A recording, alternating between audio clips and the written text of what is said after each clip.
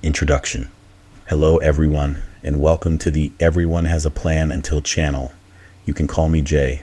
I am a 21-year military veteran, United States Air Force to be exact, with an extensive background in leadership and team building expertise. I've led teams throughout the United States, some European countries, parts of Asia, and in a few Middle Eastern countries. I enlisted just after 9/11, and throughout my tenure, I experienced many scenarios and situations that forced me to step up to be either the leader or a leader. Yes, those are two different types of leaders. After numerous situations and experiences, I made a decision in 2016 to start a professional development program for a unit that I was with in South Korea. In 2019, I decided to strike out on my own and become an individual instructor while stationed at Royal Air Force Lakenheath in England. I created my own lectures and seminars to teach my fellow servicemen, Department of Defense civilians, and host nation personnel. Now, I'll be honest, when I first started teaching, I was only receiving 3 to 5 people per 2-hour session, 2 times a month for the first 2 months. Over time, I began to gain some traction via word of mouth that my lectures and seminars were a must to attend. I was told by attendees that the fact that I made my sessions interactive and two-way discussion, instead of me just talking at them, helped them gain way more knowledge than they originally thought they would. During the 3rd month, I was getting 12 to 18 people per session, and not only was I teaching at one base, but I had managed to be an instructor for both bases in the area because of the feedback that I was receiving, the conversations that I was having, and the progression of the individuals that chose to work with me were having. It made me feel a sense of professional pride like I'd never experienced before. I felt fulfilled. I felt like I was making a difference and an honest impact on the future of the military. And in true tradition of the military, I pressed forward. I retired back in 2023, worked a couple of part-time jobs, but ultimately returned back to the Department of Defense as a civilian. Some asked why I returned, and after thinking about it for a while being a couple of days, my reply was, why start over in a new system or organization when you already know the ins and outs of one? To me, and for me, it just made sense. Besides, in full transparency, I just couldn't tolerate the work ethic and sense of entitlement of some co-workers, managers, and organizational leaders. But I digress for now. I'll save those rants for later videos. This channel's intent. The reason that I am starting the channel is because I'd like to share my experience and expertise with as many people as possible. The objective with this channel is to drive the conversations that must be had. For example, what is stopping you from being an effective leader? What is preventing you from being an effective teammate? Are you trying to be a leader or the leader? There are so many things to consider when you're in a leadership position. Objective. Over time, I have found that there are many different factors that goes into being and becoming a great leader and a great teammate. However, there are 4 specific factors that I speak and teach about.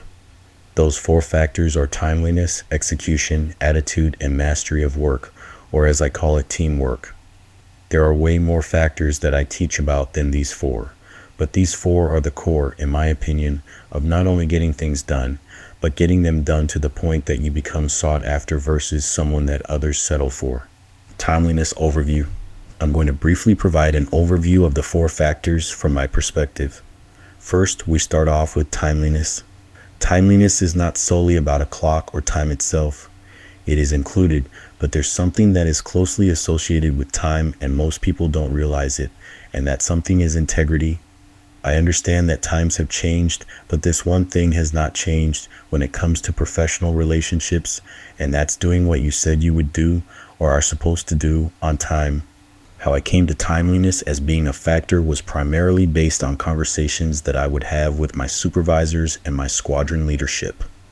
After a certain amount of time had passed of me producing what I said I would deliver, not to mention at a higher level than expected, those individuals began to call me into their office and explain to me why I was being chosen for a specific type of tasks over my peers and those that outranked me. While I hate being compared to anyone, be it good or bad, I chose to put those personal feelings aside and listen to what was professionally being explained to me. After a few years, I accepted that not only doing what you said you would do or what you were tasked to do meant something, that simply being on the time with a quality product was what my supervisors and squadron leadership was expecting. At that point, roughly 2008, I stamped timeliness as being a key to creating professional relationships based strictly on work ethic, but also building a positive reputation for yourself. Execution overview. Next is execution. How are you viewing things? Are you viewing them as an opportunity or an obligation? How you view things will affect how you proceed with a task at hand. Execution is, of course, you getting work done, but the perception that you have of it often, if not always, dictates how you get it done. I'll just be honest with this one. There is nothing more attractive to a person in a position of power than when someone is getting things done. When I speak of getting things done, I'm not talking about simply checking the box. I'm talking about the person who exceeds the expectations so drastically that they shift the position that they were once in to a completely new and better position. This is not going to always be some sort of grandiose shift. Let me state that right now. But to people in those positions of power, even a 5% increase is better than getting things done, but not leaving or progressing the status forward.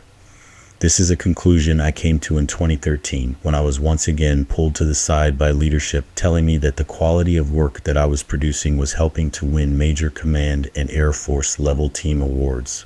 Attitude overview. The third factor is attitude.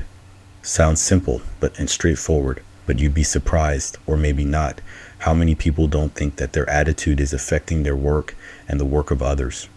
Generally speaking, when I speak about attitude, I speak of it being more about a discipline than there being a way to be in good spirits at all times for the sake of getting things done. This is the factor that you will hear me speak about the most when referencing teamwork.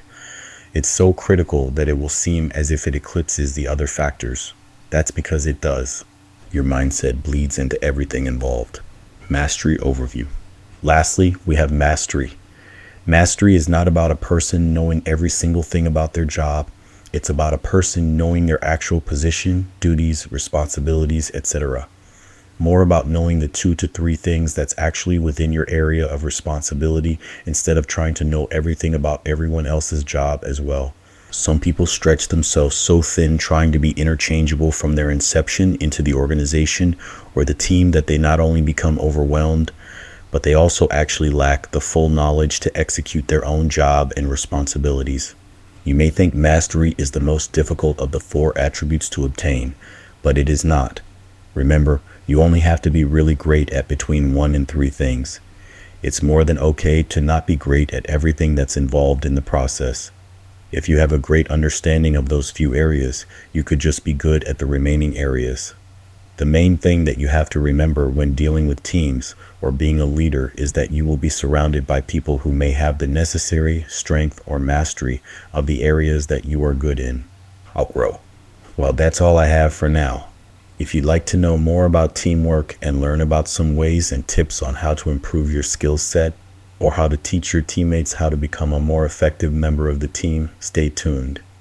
Hit the subscribe button, the notification bell, and until the next video, remember, I'm not a motivational speaker. I'm not a guru. I'm just a guy sharing his experiences.